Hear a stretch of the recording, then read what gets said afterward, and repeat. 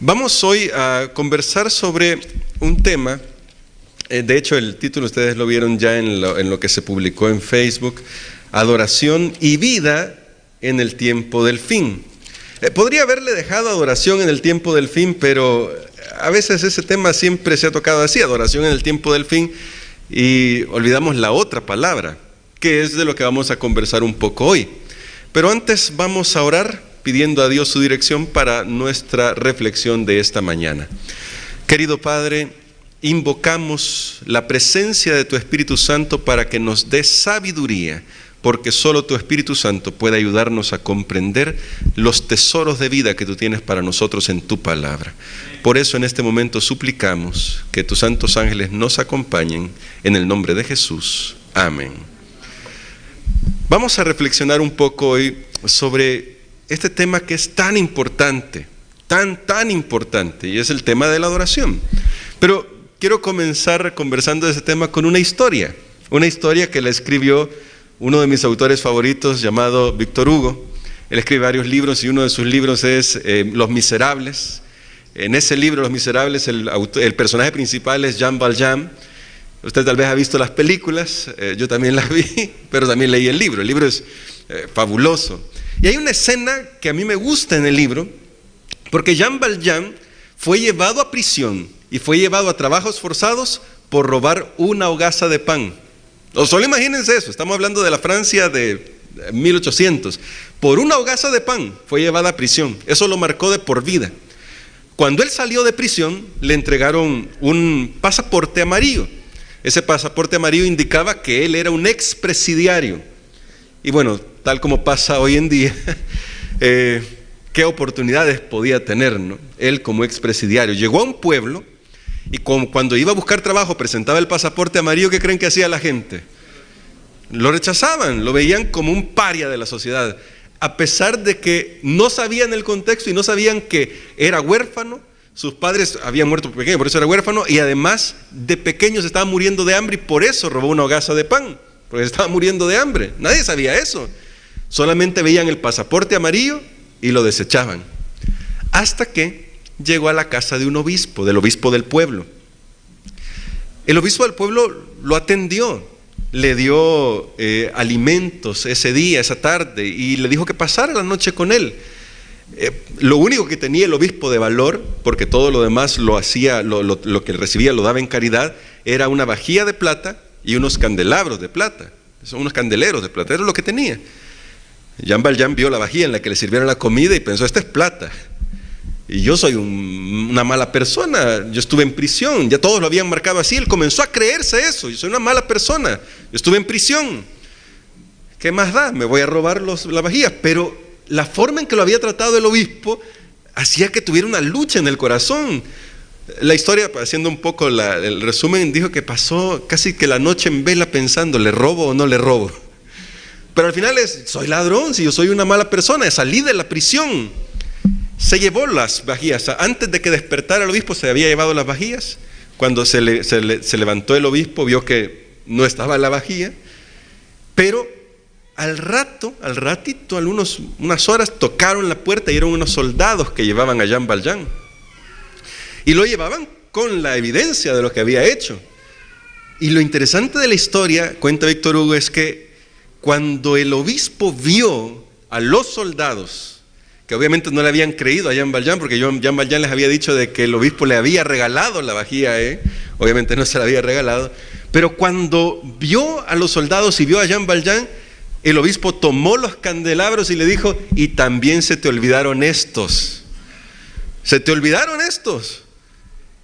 Los soldados se quedaron extrañados y dijeron: pensamos que se los había robado. No, les dijo, yo se los había entregado, yo se los di para que pudiera iniciar una nueva vida. Se fueron los soldados y Jean Valjean se quedó hecho una piedra allí frente al obispo, preguntándose por qué había actuado así, si él le había robado. ¿Por qué? Y hay una frase, estoy resumiendo toda la historia, una frase que me gustó mucho que le dice el obispo a Jean Valjean. Le dice: tú ya no te perteneces, yo te he comprado hoy, así que a partir de hoy ya no eres esclavo de la maldad Ya no eres esclavo de lo malo, de lo bajo, de la oscuridad. Ahora eres libre. Ahora puedes comenzar una nueva vida. Eso cambió. A partir de ahí, la historia de Jean Valjean es cómo él trata de ser una mejor persona en el libro de Los Miserables. Es muy interesante. Hay muchas subhistorias ahí, pero esta es la esencial. Y me gusta mucho por una razón. Porque cuando hablamos de adoración, especialmente en el tiempo del fin, no conectamos esta historia que acabo de contar con esa palabra. Pero esa historia es la que debemos tener en mente siempre que hablamos de adoración. Y hoy vamos a ver por qué. Es un hecho que en Apocalipsis la palabra clave, uno de los temas clave, después del Cordero de Dios, que es el personaje central de Apocalipsis, uno de los temas claves es adoración. La adoración aparece constantemente en Apocalipsis. Y en el capítulo 13 también aparece la falsa adoración. Apocalipsis 13 habla de todo eso, no vamos a meternos en las bestias y todo eso, no me preocupa eso. Yo sé que conocemos eso, lo hemos estudiado en algunos libros, hemos recibido seminarios de eso, está bien, no es eso lo que me preocupa. En Apocalipsis 13 aparece la falsa adoración y de hecho Apocalipsis 13:8, que fue el texto que leímos, y me gustó la versión, está muy clarita la versión que nos leían. Toda la humanidad, dice ahí, adoró a la bestia, pero ¿quiénes eran toda la humanidad? Los que no estaban escritos en el libro de la vida del Cordero, que fue inmolado desde antes de la creación, que antes de la creación fue sacrificado, dice esa versión, ¿verdad?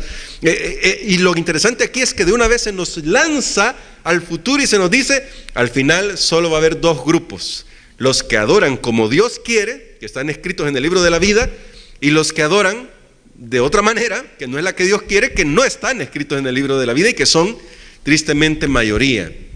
Así que cuando ustedes leen Apocalipsis 13 y 14 aparece vez tras vez la palabra adoración, adoración, adoración. Y el texto que más nos fascina a nosotros los adventistas del séptimo día es Apocalipsis 14, versos 6 y 7, donde aparece también la palabra adoración, ya la verdadera adoración, ¿verdad? Ya vamos a llegar ahí. Pero ahora aterricemos esa palabra para nosotros, porque tal vez la palabra adoración para nosotros no tenga el sentido que tenía para los escritores realmente, pero ya vamos a descubrir eso. Dígame un sinónimo moderno que podríamos usar para adorar. ¿Qué significa adorar para nosotros hoy en un sinónimo moderno? ¿Qué podría ser? A ver, adorar. Muy bien, obediencia, excelente, sí, tiene razón, está relacionada, obediencia. ¿Qué más? ¿Qué otra cosa podríamos relacionar con adoración? Reverencia, muy bien. ¿Qué más? Perdón, ¿alguien dijo qué? ¿Algo? Escuché algo por aquí, ¿no? ¿No? Lealtad, muy bien. Alabanza, me dijo, ¿verdad? Alabanza, que es parte del acto, ¿no? Que hacemos, alabanza. Lealtad, esta palabra está muy interesante, lealtad. Esa no es palabra directa de adoración, pero curiosamente es una palabra que influye mucho en la adoración, el tema de adoración, lealtad. Hay una palabra que casi no relacionamos, pero es parte fundamental de esta palabra de adoración y es prioridades. No la revista, ¿verdad? No, prioridades. ¿Saben que a lo que le damos prioridad es algo a lo que adoramos? Generalmente entre los que están muy enamorados a veces usan esa palabra, ¿no? ¿Cómo te adoro? ¿Qué es lo que quieren decir con eso? Tú eres mi prioridad. Tú eres mi prioridad en todo. Prioridad, no usamos mucho esa palabra para adoración, pero es prioridad, es una palabra para adoración. No en balde el Señor Jesús dijo en Mateo 6 que hay que buscar, ¿qué? Primero el reino de Dios y su justicia. O sea, prioridades tienen que ver con adoración. ¿Y por qué estoy destacando esta palabra de prioridades? Porque todo lo que ponemos en primer lugar es aquello que tiene nuestra lealtad. Es aquello que finalmente vamos a adorar. Es aquello a lo que obedecemos. De hecho, notan, ahí están las palabras. Todas esas palabras tienen que ver con adoración. Porque en realidad, y como nos lo presenta Apocalipsis, adoración no es un acto. O sea, noten esto.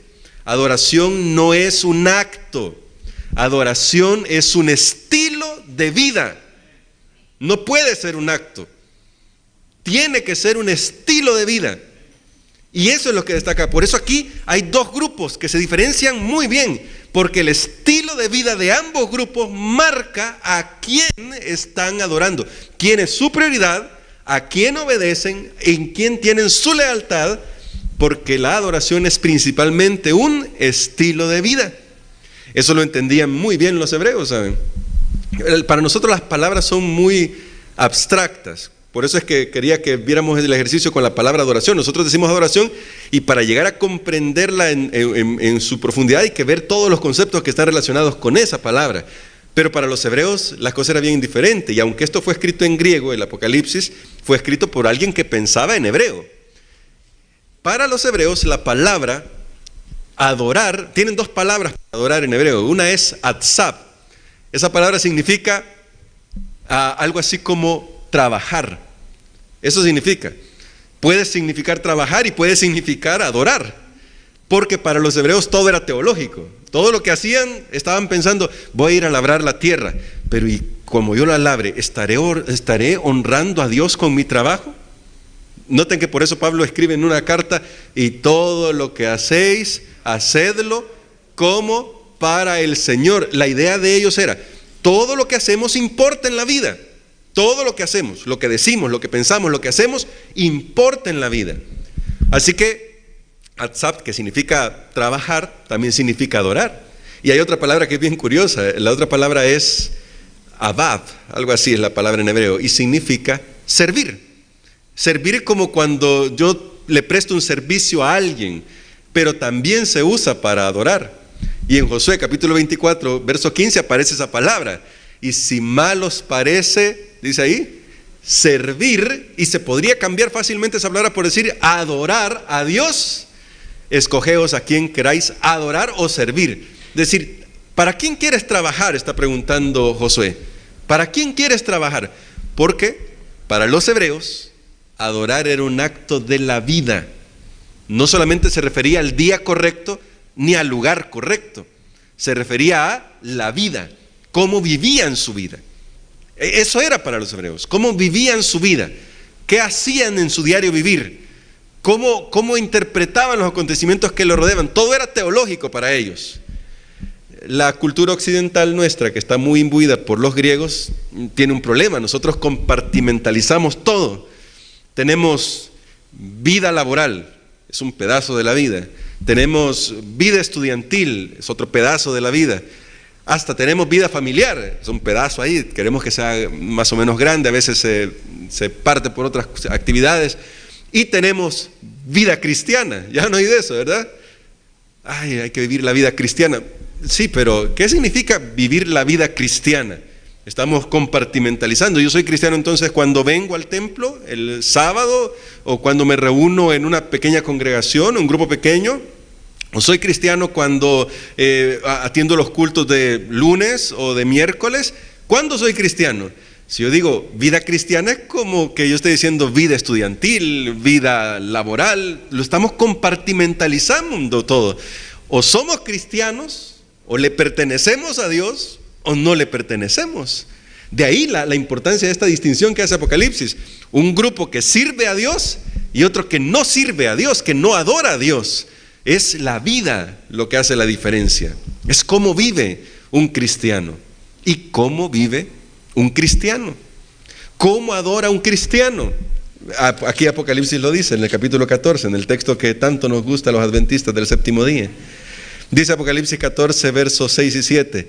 En medio del cielo vi volar otro ángel que tenía el evangelio eterno para predicarlo a los habitantes de la tierra, a toda nación, tribu, lengua y pueblo.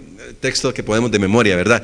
Decía a gran voz: temed a Dios y dadle gloria, porque la hora de su juicio ha llegado.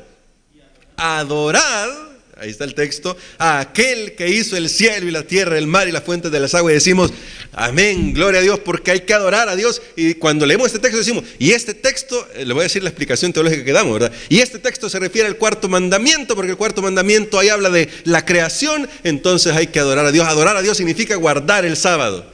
Perfecto. Pero adorar a Dios significa solo guardar el sábado. Y ahí es el punto. No significa solo eso. Pero a veces cortamos la idea, llegamos hasta ahí y decimos, como este texto se relaciona con el cuarto mandamiento, porque ahí dice cielos, tierra, fuente de las aguas, todo eso, sí, es el cuarto mandamiento, y es un hecho que es el cuarto mandamiento que está reflejado acá, pero nos quedamos en el texto del cuarto mandamiento. Ahora veamos el cuarto mandamiento en detalle. Vamos a ir al cuarto mandamiento, Éxodo 20, y lo vamos a analizar en detalle para ver lo que nos está diciendo Dios aquí. Dice la parte que ya conocemos, Éxodo 28, acuérdate del sábado para santificarlo, 6 días trabajarás y harás toda tu obra. Esto es vital, el sábado es vital en la teología de la Biblia, no de la Iglesia Adventista del Séptimo Día, porque es la de la Biblia, la teología de la Biblia. Y luego dice, pero el séptimo día es de reposo Jehová tu Dios. Vamos a centrarnos acá, porque hasta el 11 habla de la creación, que es a donde saltamos siempre. Pero vean lo que dice el 10. No hagas en él obra alguna, tú, o sea, cada uno, personal, ni tu hijo, ni tu hija, ni tu siervo, ni tu criada, ni tu bestia, ni el extranjero que está dentro de tus puertas. ¿Cuántas relaciones presenta el cuarto mandamiento a las que se extiende el sábado? ¿Saben por qué hago la pregunta? Porque cuando vemos el cuarto mandamiento en Apocalipsis 14, generalmente recordamos el texto que dice, Dios creó y como creador adoramos en el día correcto, y decimos y en el lugar correcto porque vamos al templo de Dios en el día que Dios destinó, sí. Pero solo nosotros, y voy a ir todavía con otra pregunta, ¿solo nosotros y nuestros hijos? Porque aquí las relaciones se amplían, cada vez el círculo es más amplio. Tú, tu hijo, tu hija, tu siervo, ¿se anotan? Tu criado, tu bestia, o sea, hasta los animalitos, y tu extranjero. Como el sábado es un verdadero símbolo del evangelio, un verdadero símbolo de gracia, Dios espera que este mandamiento realmente nos ayude a ver hasta qué punto Dios desea que nuestra vida sea una vida de servicio a todos esos niveles, porque entonces estaríamos cumpliendo con la adoración que Dios pide en el día correcto. Vean, los judíos olvidaron esto muy rápido y también nos puede pasar a nosotros, quizás lo hemos olvidado a veces. ¿Los judíos adoraban en el día correcto, sí o no? Sí. ¿Y adoraban en el lugar correcto también? También lo hacían. Y adoran, sí, adoran en el día correcto. Lo adoran, claro que sí, hacen esa adoración. Pero se olvidaron de la parte que está en el centro del cuarto mandamiento, la parte relacional. Y esa parte es la que Dios quiere que nosotros recordemos hoy, especialmente porque nosotros estamos más cerca de la segunda venida de Jesús de lo que nos imaginamos. Esta semana se publicó un libro, yo creo que algunos ya saben esa noticia, ¿verdad? Un libro que se llama El Evangelio del Domingo. ¿Así? Esta semana se publicó ese libro. Ya saben por quién, ¿verdad? No vamos a dar más detalles, no vamos a hacer publicidad por eso. Pero esta semana se publicó. Ahora yo no soy alarmista ni amarillista y digo, ya con esa publicación del libro el otro año. No, porque no sabemos, eso no es lo que nos debe preocupar a nosotros. Lo que nos debe preocupar es que ¿cómo estamos viviendo la adoración nosotros? Porque al final se va a distinguir adoración a Dios o no. Y adoración, dijimos, es estilo de vida. Entonces Dios dice, hijos, ¿cómo extienden su adoración a otros? Es decir, su servicio. Recuerden que es otra palabra que usamos, ¿verdad? Palabra servicio, que es la palabra hebrea para adorar. ¿Cómo extienden su servicio a otros? Y apliquémoslo para nosotros. Estoy adorando a Dios si yo vengo acá a la iglesia el sábado, canto, predico, enseño en la escuela sabática, pero me peleé con mi esposa toda la semana. ¿Estoy adorando a Dios, aunque yo esté aquí en el día correcto? ¿Estoy adorando a Dios si yo maltrato a mis hijos? Bueno, yo no tengo hijos, pero para los que tienen hijos, ya en algún momento tendremos esa bendición. Pero estoy adorando a Dios si yo maltrato a mis hijos, los trato mal en la casa, pero yo vengo aquí a la iglesia y adoro, canto, enseño, participo de todas las actividades de la iglesia en el día correcto. ¿Estoy adorando a Dios? No. ¿Estoy adorando a Dios si yo maltrato a mis colaboradores en el trabajo? Porque una cosa es el trabajo, y ya saben, nos compartimentalizamos. Una cosa es el trabajo, otra cosa es la vida de la iglesia. ¿Es eso así lo que Dios nos muestra? No, si yo trato mal a mis colaboradores en el trabajo, no estoy adorando. Estoy adorando a Dios si yo miro a uno, y lo voy a poner en el lenguaje para nosotros, a alguien de otra iglesia, de otra denominación, y lo tildo y digo, este está perdido porque guarda el domingo y hace. ¿Estoy adorando a Dios? ¿Verdad que no? No estoy adorando a Dios, porque el día correcto, solamente el día correcto, no hace que mi adoración sea correcta. La adoración correcta es que mi estilo de vida esté en armonía con el carácter de Dios. Por eso, vamos a ir a Mateo 25, porque Jesús nos enseñó aquí en Mateo 25 cómo viven los hijos de Dios de los últimos días. Yo sé que hemos leído muchos de estos textos, pero siempre es bueno recordarlos. Mateo 25, verso 31 en adelante, el juicio de las naciones. El juicio de las naciones está íntimamente relacionado con el cuarto mandamiento, ¿saben? Porque el juicio de las naciones tiene que ver con cómo vivimos nuestra vida de servicio a los demás, cómo impactamos con nuestra vida en los demás. ¿De qué sirve que a mí me vean venir a la iglesia todos los sábados si mis vecinos en mi colonia, cuando me piden ayuda, no les doy ayuda? A mí me pueden ver salir con la Biblia bajo el brazo, pero si me van a buscar y mira, yo necesito una ayuda, yo digo, miren, no puedo, estoy demasiado ocupado como para ayudarle. ¿De qué sirve eso? O porque es peor, si usamos la excusa del sábado, peor. No, es que es sábado, hermano, yo no puedo hacer nada en sábado. Les damos la razón a veces a los que critican por eso, ¿no? Cuidado con eso. Mateo 25, en el juicio de las naciones, dice algo muy interesante. No vamos a leer toda la parábola, usted la conoce ya, solo quiero destacar estos puntos.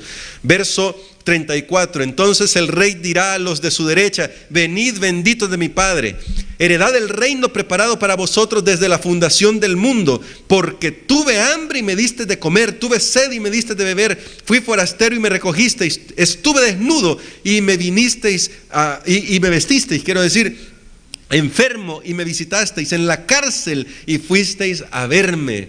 ¿Notan? Dios dice, los justos no son justos solamente, no estoy diciendo que no sea importante, pero no son justos solamente porque guardaron el día correcto. Sí, guardaron el día correcto, seguramente iban a la iglesia en el día correcto, está bien, todo eso está muy bien, pero los justos son justos porque vivieron la vida correcta, porque vivieron el ejemplo del Señor Jesucristo. Y lo más impresionante de este pasaje, aunque esto es impresionante, pero lo más impresionante es el verso 37. Entonces los justos le responderán diciendo, Señor, ¿cuándo te vimos hambriento y te alimentamos, o sediento y te dimos de beber?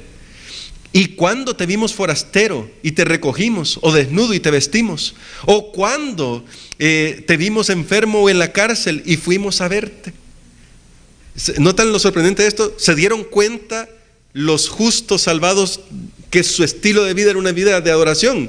Ni siquiera se daban cuenta, ¿saben? Porque su vida de adoración era de servicio. Ellos estaban tan inmersos en servir que no les preocupaba nada más que tratar de ayudar al prójimo. Y se sorprenden por eso cuando Dios dice, miren, ustedes me sirvieron bien en la tierra. Es decir, me adoraron bien en la tierra porque ayudaron a todo el que pudieron. Y ellos dicen, pero Señor, yo no sabía que estaba haciendo eso. ¿Por qué no lo sabían? Porque era parte de su estilo de vida. Era su vida. O sea, no necesitaban un programa que les dijera, hoy vamos a salir a hacer tal cosa. No es que estén mal los programas sí son buenos porque nos ayudan a organizarnos, parte de la organización. Pero el justo no necesita un programa. El justo se involucra en toda actividad que permita ayudar a los demás. Y lo va a hacer, porque eso es adoración. Luego viene el juicio que se hace para los que están a la izquierda. Y Jesús hace lo mismo, les dice, ¿por qué es que no entran?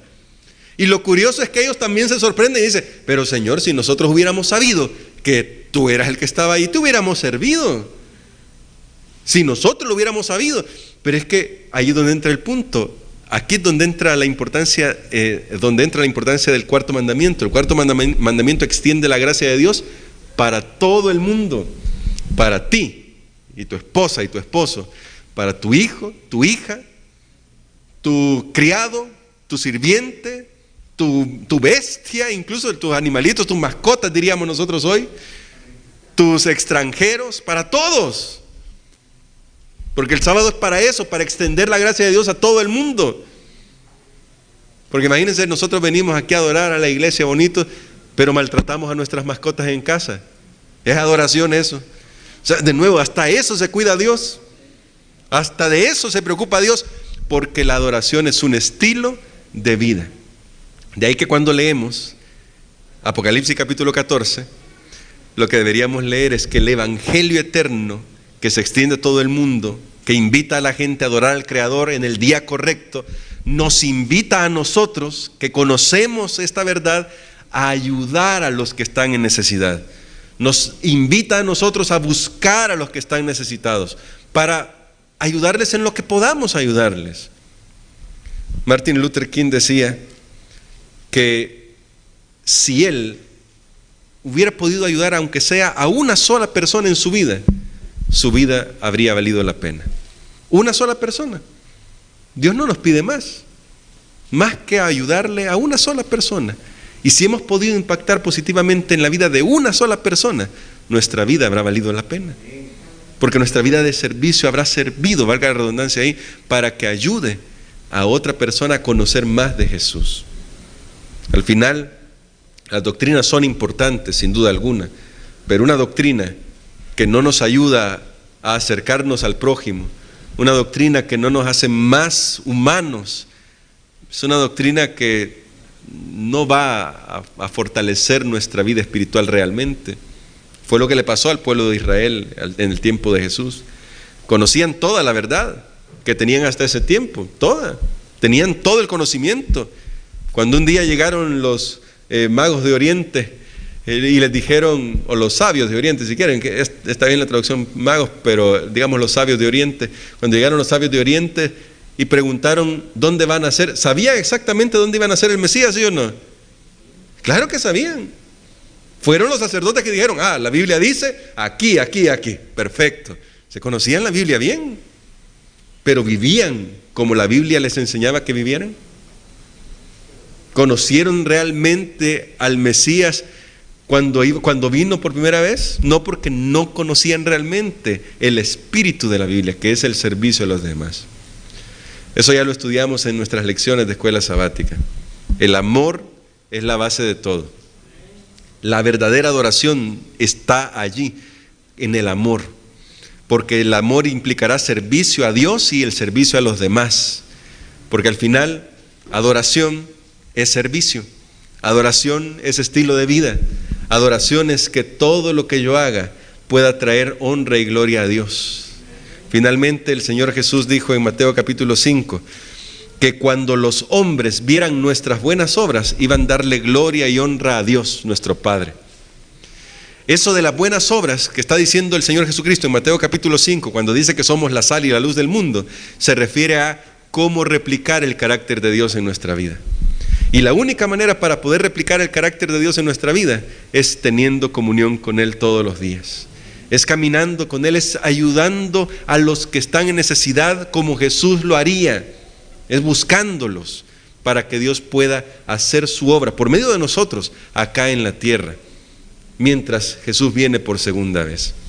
Así que es cierto que es importante el día y es importante el lugar, pero es más importante que eso. Voy a usar esa frase, ¿no? Es más importante que eso, que nuestra vida pueda reflejar el carácter de Jesús. Si nuestra vida refleja el carácter de Jesús, vamos a adorar en el día correcto. Si nuestra vida refleja el carácter de Jesús, vamos a estar en el lugar correcto siempre, porque estaremos adorando en espíritu y en verdad. Ese es el punto.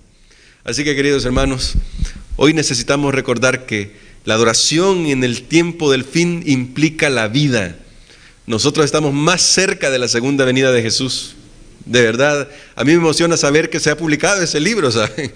Porque quiere decir que se están dando los pasos necesarios y ya Jesús viene por segunda vez.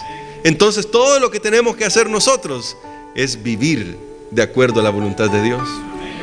Porque si vivimos el carácter de Jesús en nuestra vida, que Él lo va a reproducir en nosotros no podemos, entonces las personas van a decir, ellos verdaderamente han estado con Jesús. Verdaderamente han estado con Él. Y eso es lo que debemos buscar. Que la gente cuando nos vea diga, la iglesia adventista sí, es una iglesia diferente. Los miembros de esa iglesia son diferentes. ¿Por qué? Porque cuando salen de la iglesia siguen siendo los mismos que son ahí dentro de la iglesia. Alaban, adoran, sirven, ayudan, trabajan, hacen que todo el mundo se sienta bien a su alrededor. Tal como cuando sucede cuando vamos a la iglesia, ahí se sienten bien, también eso lo extienden a todo el mundo. Y cuando la gente note eso, hermanos, van a haber conversiones. Hay una cita de Ellen White que me gusta mucho que dice de que con cortesía y amabilidad, estoy parafraseándola, habrían cientos de conversiones donde hoy no hay. Cortesía y amabilidad. La doctrina está bien, hay que presentar la verdad, pero hay que hacerlo con cortesía y amabilidad, con amor. Nunca hay que pensar que somos superiores a los demás por lo que sabemos, por lo que tenemos. De hecho, Dios lo dice en Deuteronomio, ya estudiamos eso, éramos los más necesitados de misericordia de Dios, éramos miserables antes de encontrarnos con Jesús. Pero Jesús cambió eso y Jesús nos ha dado la bendición de poder llevarles a otros el mensaje del verdadero evangelio de salvación. Hoy hemos aprendido que adorar no es un acto, adorar es un estilo de vida. ¿Cuánto nos comprometemos con adorar a Dios como Él lo merece? Vamos a orar. Padre querido, gracias, muchas gracias, porque cada día que pasa podemos ver cómo tu palabra se cumple y nos acercamos a la segunda venida de Jesús. Te alabamos, porque para siempre es tu misericordia y muy pronto hemos de ver a nuestro gran Dios y Salvador Jesucristo venir en las nubes de los cielos. Pero mientras tanto, Padre, ayúdanos a vivir para honrarte, a servirte, a trabajar para ti, a adorarte. Tú nos compraste para que ya no seamos esclavos de la oscuridad y del mal, a un precio infinito con tu amor por la sangre de Cristo Jesús. Gracias por darnos tanto valor. Ahora ayúdanos a vivir la vida que tú deseas que vivamos, sirviendo, ayudando, compartiendo con otros lo que podamos compartir, al mismo tiempo que les mostramos el camino hacia nuestro Salvador Jesucristo. Bendice a tu iglesia aquí reunida, llena de tu Espíritu Santo a cada uno de tus hijos que está acá. Bendice a los líderes, bendice el proceso de nombramientos, Padre, para que tu Espíritu Santo dirija cada reunión de ese proceso y que cada uno de los que estamos acá, al salir de aquí, vayamos comprometidos a adorarte cada día de nuestra vida hasta que Cristo venga por segunda vez. Porque en el nombre de Jesús oramos. Amén.